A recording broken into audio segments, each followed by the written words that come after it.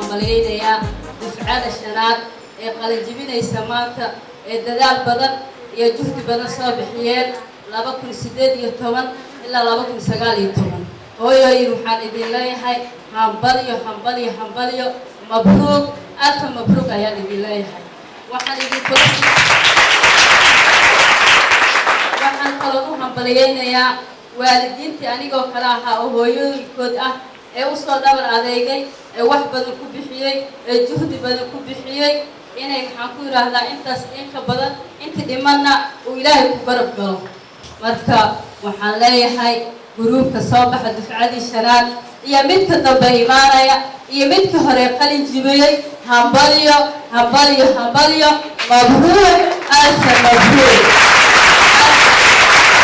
الحرمين وحنلاقي هاي الحرمين وريال ونجد هركي الحرمين وريال ونجد هركي هليا وعباد يقول همون قبل هليا وعباد يقول همون قبل معلكوه كانوا معلكوه لنوكوه فوق قبل معلكوه لنوه قباته معلكوه لنوه قباته أجد هروي هليا وعباد يقول همون قبل هليا وعباد يقول همون قبل معلكوه لنوه قباته معلكوه لنوه قباته ورفض وعباد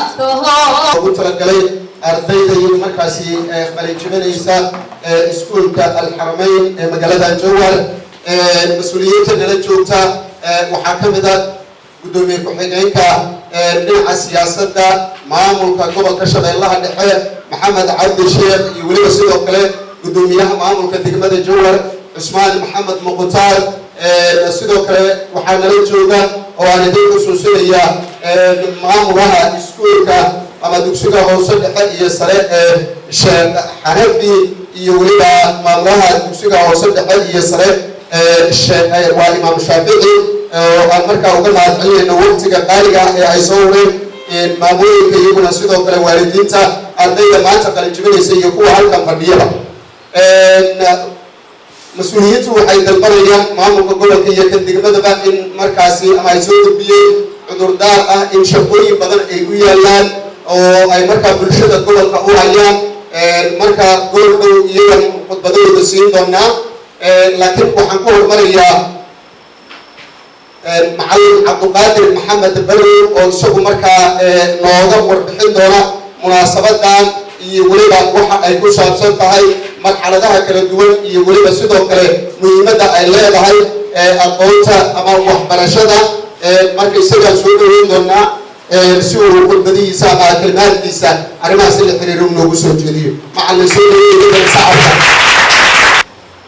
سنة كديم أنت كأحرمين هان وحين أقول كان شيء مالين خالية ومالين كمية معلومة تاريخ بين وقت دون هدو إلى هذا إنتي نبلغ واجه خانان الحرمين يوحيالها عن فيهم أنك هذا أنت وافقدين عن بهما وحلقة واضح قارئ يأخذ بديهم طبعا ما أنت وحنا كان سكول نبي غير كم إذا دفعين كي سكول كقال جبنا دفعين شناد يا ما أنت نقل جبنا يسوع وهاري وحنا سكول كوسو قال جبسي أفرق على كوريسي أنت دفعين شناد يا نسيب يا لتين ناشان كنت بالدجان وحنا كان أبوباد علمي أنا ما أنت كسر قاتين ما أنت نقول بالدجان برامج كان أفر بودري كرامر ديلي إلى التيم قال جبنا يوم أنت جهد إرفاق إلى قصر مرايو وقت كلهم يكرم إذا الكاسم وادرين كرجان مانتو حان تعلن أي أن بريه سخير كبدا الكان كبرنا أنت هذا بدأ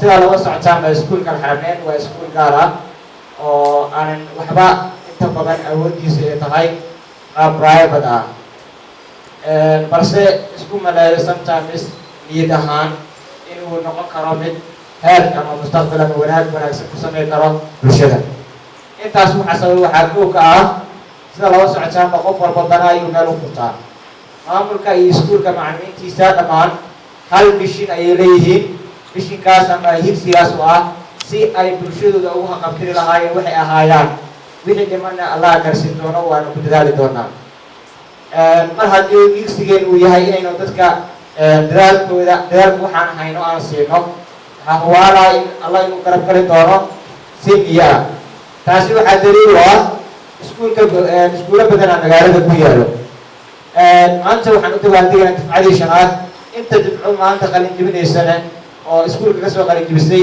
stage noocaan oo kale ay soo mariyeen waxaa xusid mudan maanta tiimka qalin jibinaayo waxay ka kooban yihiin 9 qofood 9 qofood waa dareemi kartaa oo shahaado laga rabo inay baxsadaan xaflad nidaamkii laga rabo inay baxsadaan waalidiintii magaalada iska naqaaneen ee xaaladda iska xuntahay oo hanti tumood inta badan loo badan yahay aysan awoodin in maanta ay bixiyaan qarash oo 9 qofood xaflad ay ku dhigan karaan sidaa awgeed macallimiintu waxay doorbideen halkii ilmahaas ama ardaydaas qalin jibinayso walow gruubidii kasii horeeyay ee tiro ahaan ay ka badnaan jireen in ay iyaga intay tabar ee hayaan isugu geeyaan si ay u noqdaan kuwo miro dhalo oo higsigii iyo dadaalkii ay soo sameeyeen guulka gaaro waxaa alla mahadiyaa barnaamijkaas in badan inaan soo qaban qaadanay soo jeedinay waqti badan maanta halkan ayaynu keenay oo annaga dhammaan intii taal ah adinkaa maanta ka marqaati bixi kartaan ka macallin ahaan dhammaan iskuulka wuxuu diyaar u yahay dhammaan bulshada ku dhaqan nabaaxiga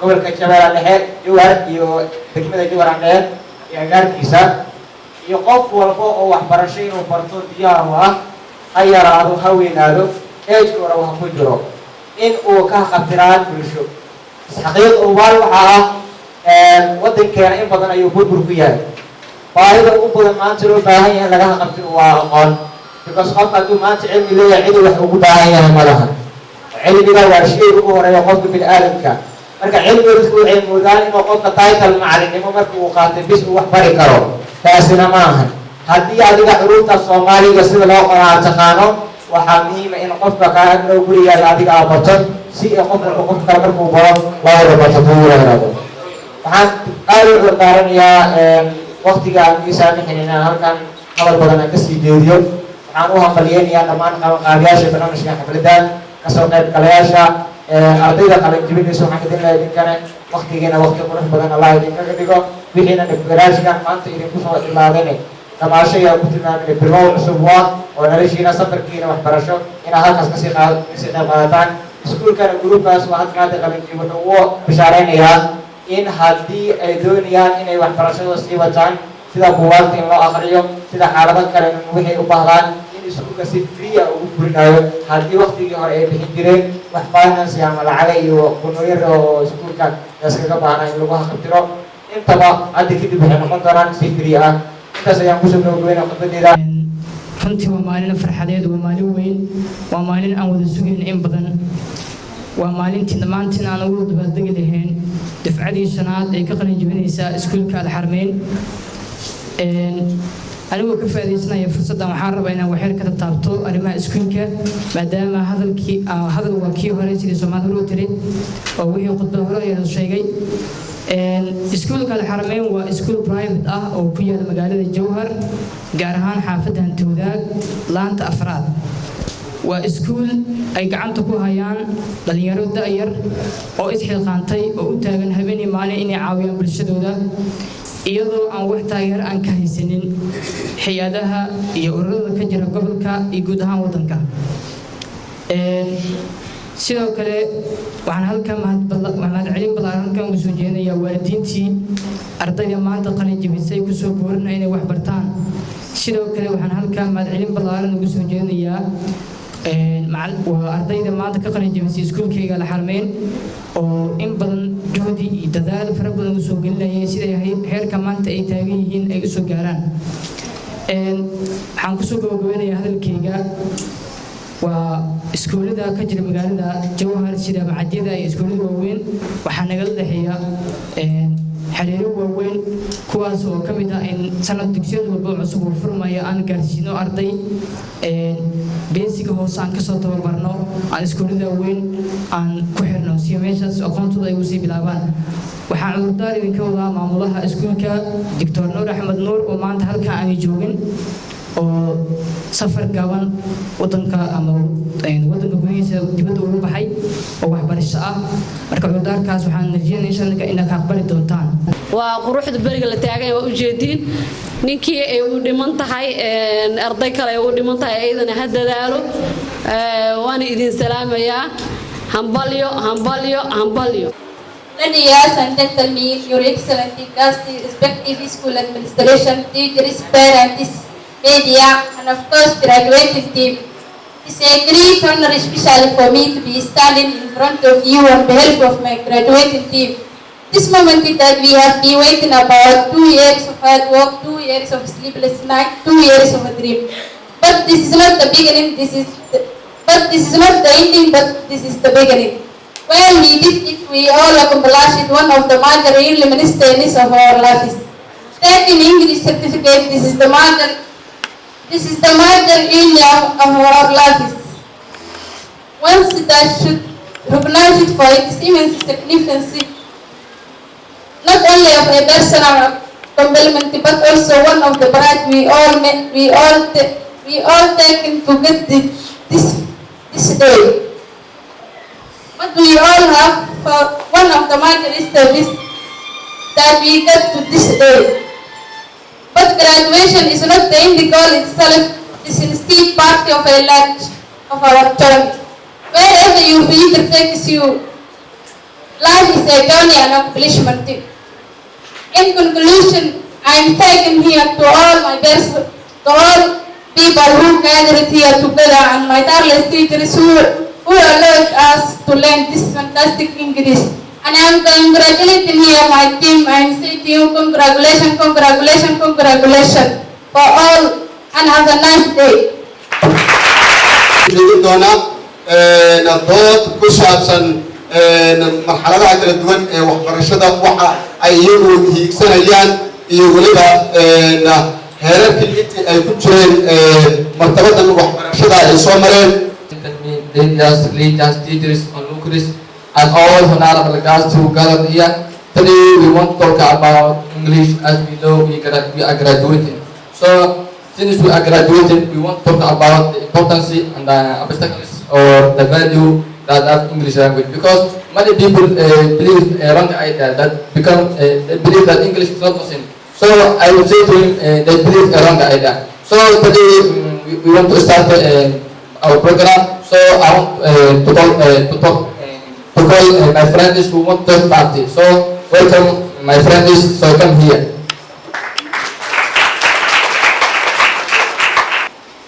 Okay, before we start our program, so welcome my dear friend. Tell us your name or tell us more information about you. So welcome this program. My name is Xaflad. I am been here to study Allah the internet school and special school. My name is Xaflad. I am one of the kids in Harameny. I am very happy to this wonderful debate. Also, all my classmates to stand here. Okay, thank you, my dear friend. So welcome, Mr. Qalajibin, my dear friend. Welcome. Okay, thank you, my brother, and praise be to Allah who allowed us together peacefully. And I am thanking here my tireless teachers who allowed us to study this fantastic language. And I am thanking all honorable guests who are gathered here together peacefully. After that, my name is Harameny, and I am ready for you to take part in this unbelievable teachers unforgettable great which came from that my post. First, praise be to Allah who allowed us to come here together peacefully or to make it debate about English language. First, my name is Mohammed, and I'm greeting all of my teachers, my students, graduate team, as you are honorable guests. So peace and mercy be with you. Okay, thanks. Okay, as we know, English language become the only language it can simplify this world, because when you want to learn something like a subject of science, English language can make easily. So as we are aware of, English learning became necessary, and all of our country is considered as a second language. So what made this language of this value? So you must tell us your idea that you believe about English. The reason that made this value is most of our people are peaceful in it, and most of our institute and are based on influence. So if you wanted to use something, or if you wanted to buy a syrup in the pharmacy, if you wanted to buy a syrup of you, and you will the description of the syrup is written on English words, such as make it well before use. If you don't know the meaning of that word, you use it badly, and your country may be ill. Okay, thank you. Okay, you self go.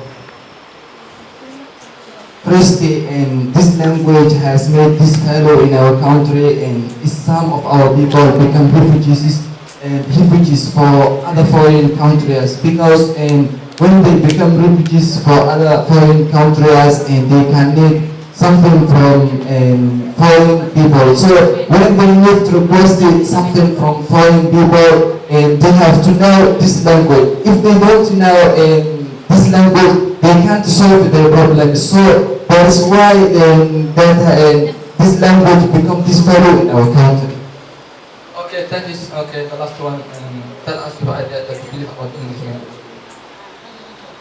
Okay, thank you. I told you my idea, all of you. The value of this language become an international language, as we are all now, all the countries of the world are use only English language, and so our language becomes the language. So if you see a person who doesn't know your language, or if you see a person, or if you want to speak him and he's speaking English language and he's saying like, I want to know your name, or I want to know your name, or it's very shameful for you to say I don't know this language, or you must speak as whatever you have. Okay, we know that English language has a value. So today we want to know the opportunity that get the person who studied this interesting language. So you yourself tell us your idea that you believe about if you learn this language. What are the opportunities that you get if you study this interesting language? The people who know English have more job opportunities, being employees, eventually being able to know English makes it easier to travel everywhere in the world. English working as faster or secondly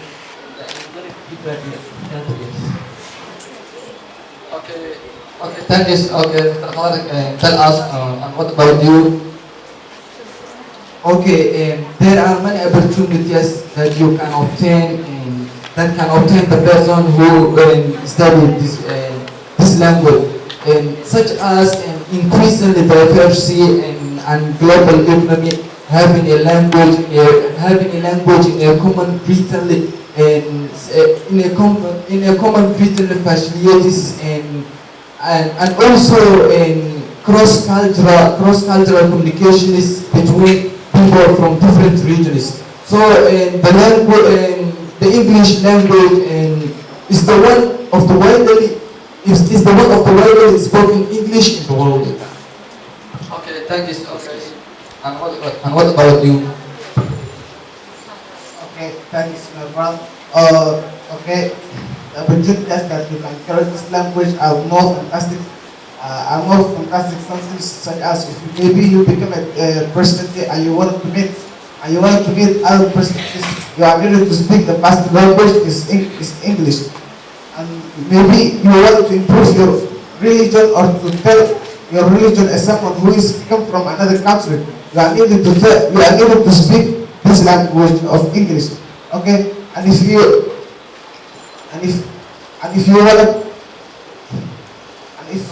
you want to tell a person for a religion, you must tell him what is right. Okay, and if you want, okay. Okay, thank you. Okay, if I talk about my idea, so every person has an idea. So if I talk about the opportunity that the person is to communicate with other people or other countries, because when you want to get a job from industry, the first thing that you ask is to know English. So if you don't know English, you are not nothing. So maybe you get a scholarship. So if you don't know English, how can you speak him? So okay, the next question is okay. We have talked about the value and the opportunities. So the next is to talk about is English has obstacles. So what are the obstacles that can get the person who want to study this language for his first time? The problem is they can study the person who study for his first time without interest and without attempting and without education. The person cannot study with his head. And these are one of the they can study the person who is learning his first time. Okay, thank you. And what about you?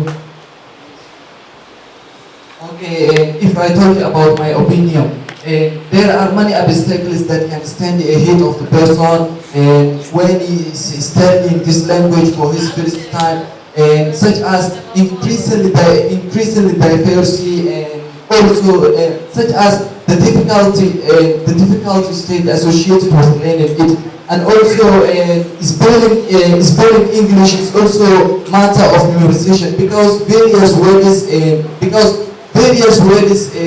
are one way and various words are same one way because and I spell it differently. So and also conjugating verbs is also a nightmare for English language and as a second language student. So that's my opinion.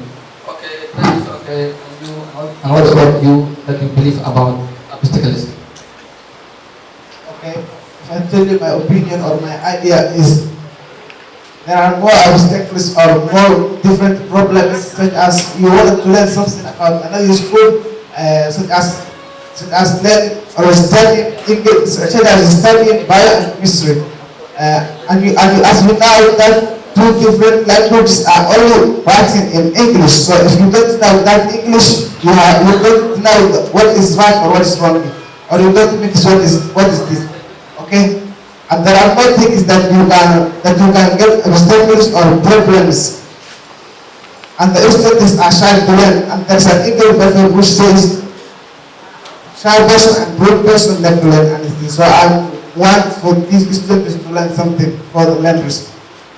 Okay, if I talk about my idea, okay, the obstacle is when the person did not get a teacher who can understand it in this language. So, and the other thing is to confuse the spelling words and the pronunciation words. So, I want to tell an English person who don't want to learn something or who is confused and who did not get a teacher who can understand it. I will say to him or give advice to come at Harameny and to come to the teachers of Harameny. They will learn English and they will speak like us. So, I will tell him don't believe they have it so they can learn English. So, and the negative position is we have already known the value, the obstacles, opportunities. So we have learned English. So English has disadvantage.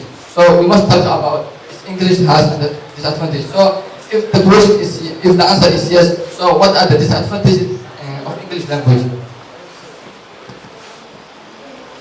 As you know, we are Somali. We have to speak a language, and one of our people don't use it.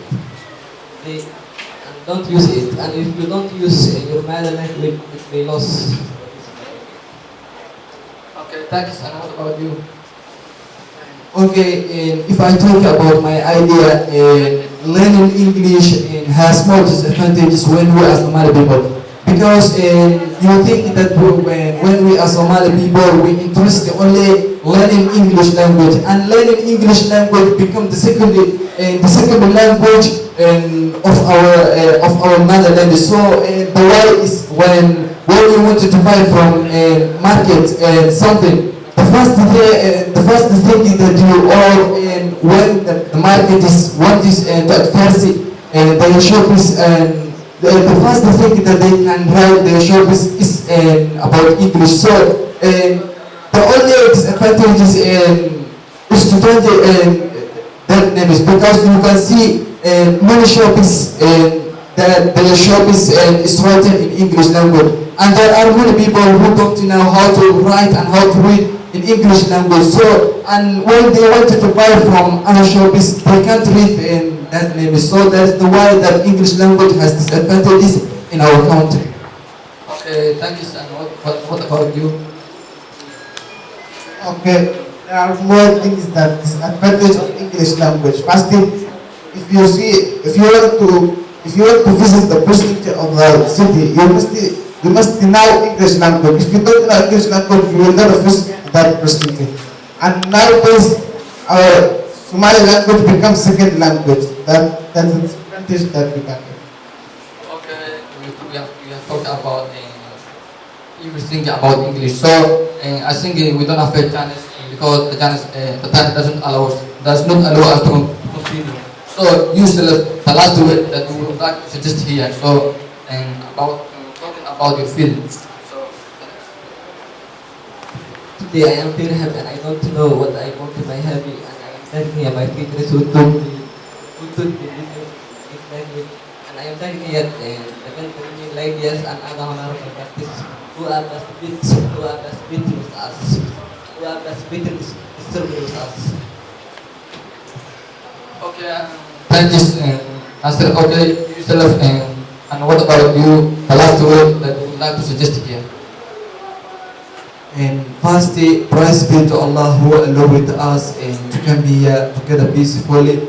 And I'm thanking here 100% and my teachers who lent me this fantastic language. Secondly, I am thanking here and my family and those saying to me you must learn this language and those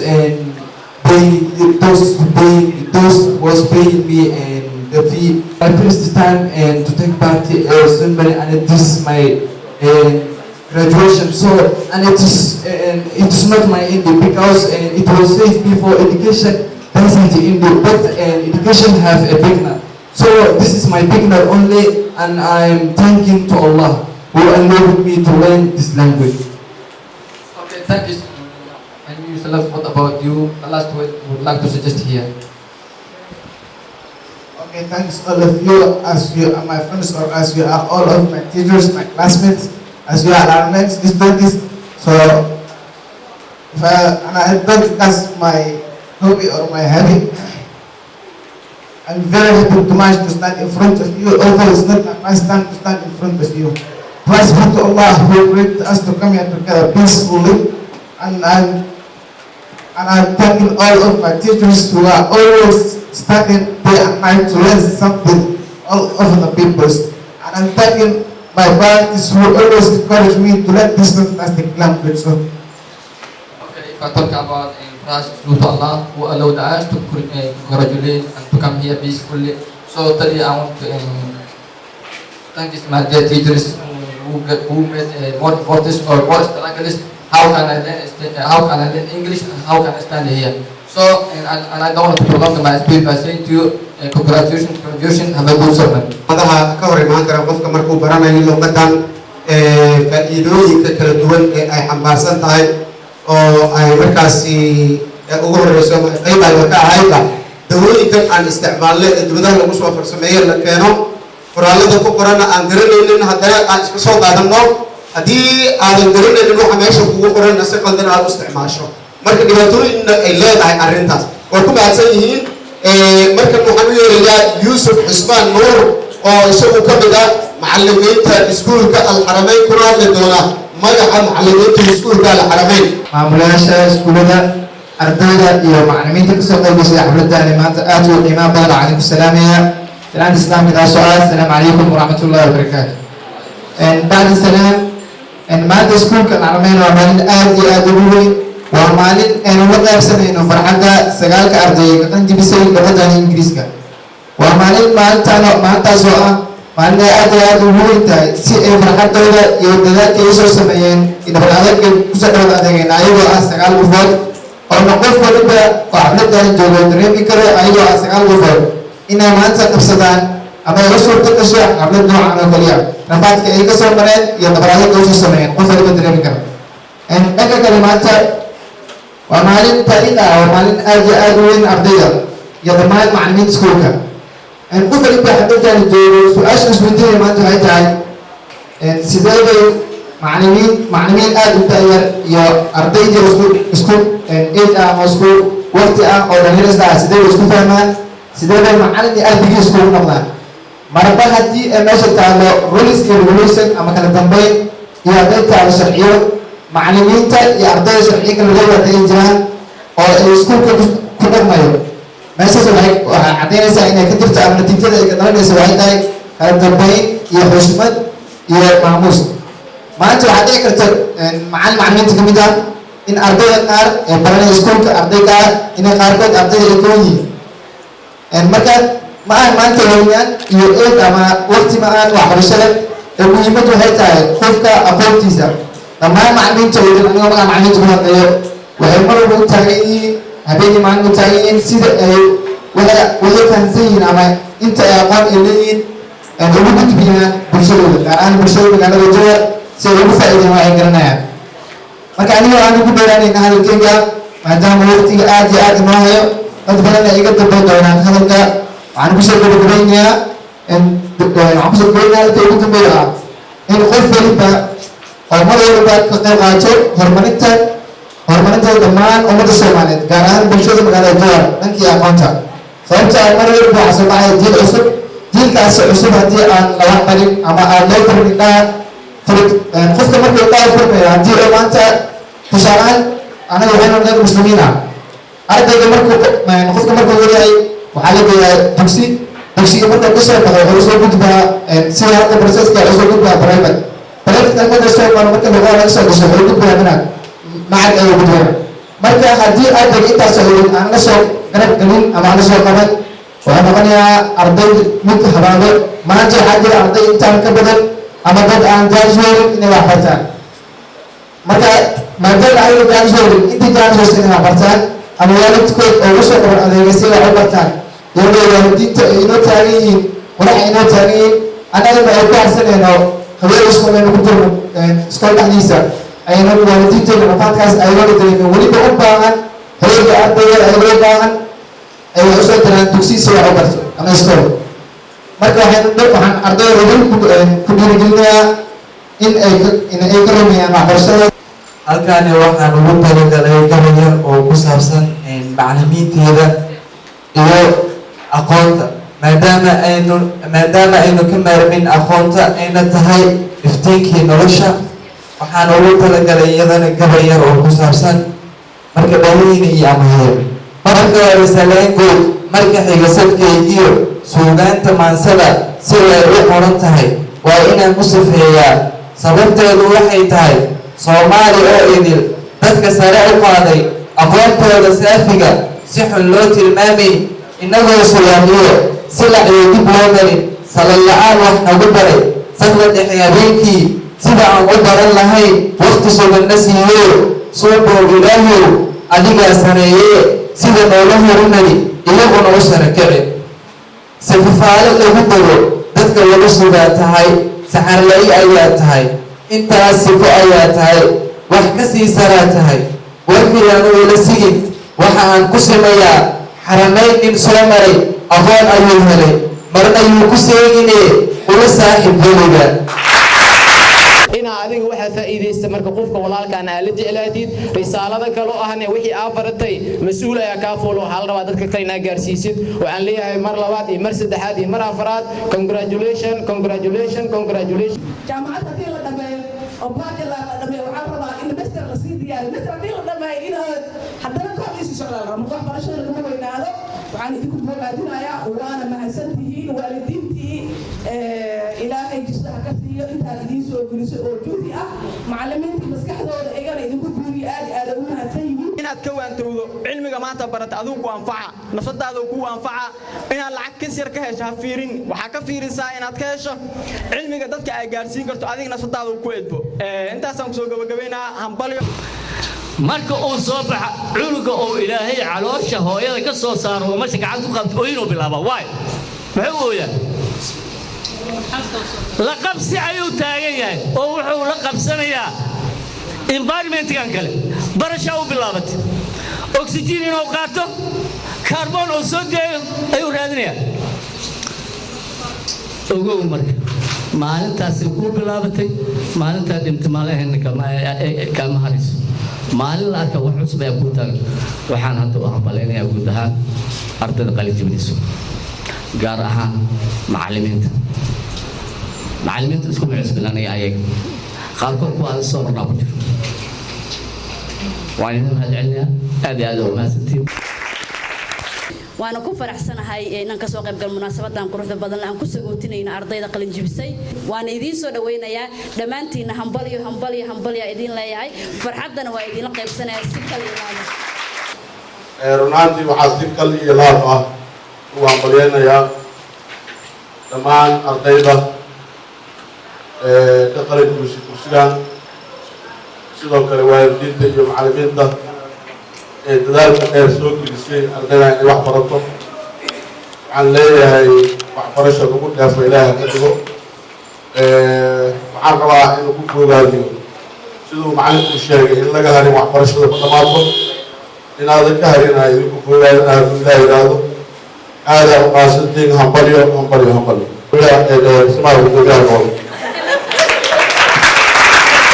maamulka iyo macallimiinta iskuulka alxarameyn waxaan sidoo kale maanta u mahadnaqayaa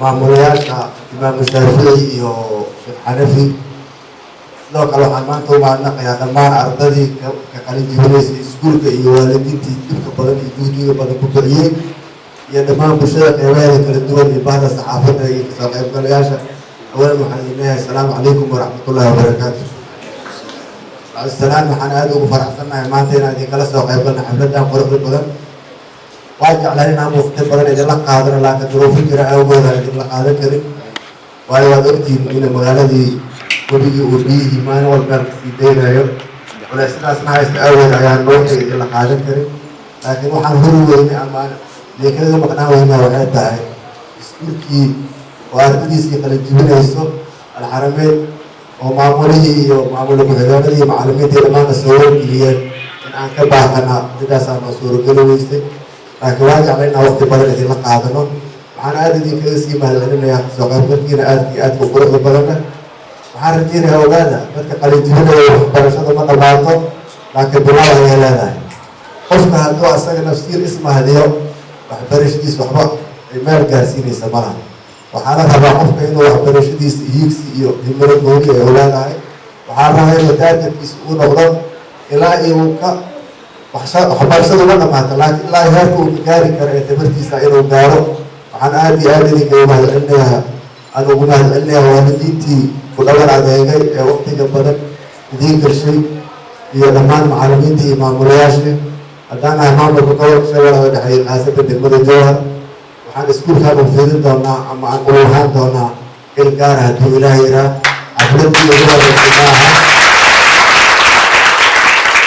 xafladii ugu horeysay maaha aan kala qayb qaadano wax badan xaflado badan aan kala qayb qaadanay kuwa dhiman oo hadda dhiganaan hadduu ilaah yiraa waxaan rajeyn doonaa kuwa maanta kala jiraan nasiib aysan u yeelin anaga shahaado guddoonsiino insha allah laakiin kuwa ka dambeeya waxaan rajeynaya ayaga waqti fiican kusoo aadi doonaan السلام عليكم ورحمة الله تعالى وبركاته بعد السلام عليكم كسلام يا نمان مامول كيسكولكا أستاذ تيفو iyo maamooyinka oo kasoo qayb galay xafladan ay dhammaan marti sharafta kala duwan oo qiimaha kala duwan oo maanta jaanis u helay inay ka qayb qaataan xafladan aad iyo aad u qurux badan oo in badan aan sugeynay dhammaan maamulka iskuulka Harameny runtii waa maalin farxadeed waa maalin inta badan ay waalidiinta ku farxayaan markay arkaan waa ardaygoodii oo inta badan iskuulka hariya habeen buu carar jiray oo maanta la taagan yahay waqtigii la arki lahay soo bandhigitaankii iyo waqtigii iyo juhdigii oo kala duwan oo ku bixi jiray taamkiisa inuu maanta arko oo kamar dhaliyo sidoo kale waxaan halka mahad balaaran u celinayaa dhammaan kasoo qaybgalayaasha oo noo maanta noo suurtageliyay inay qayb qaataan xafladan quruxda badan waa soo gabagabaynayaa waqtiga cariiri awgeed waxaan u gudbaynaa dhankii iyo shahaado bixinta laba iskugu jirtaa mid waa mid ay bixinayaan maamul iskuulka iyo mid ay bixinayaan martida maanta noo casuuman oo ay iskugu jiraan shahaado la sii doono ardayda qalinjibiyaasha ah iyo sidoo kale shahaado la sii doono marti sharafta oo maanta kasoo qayb gashay qaarkood oo in badan runtii har iyo habeen loo istaagsanaa si hor loo sheegay hadday noqoto dhan tusaale ah hadday noqoto dhan caawin ah hadday noqoto dhan waalidiin inta badan har iyo habeen loo istaagsan talo iyo tusaalaba inta noogu dheeyeen yihiin inoo kaabaan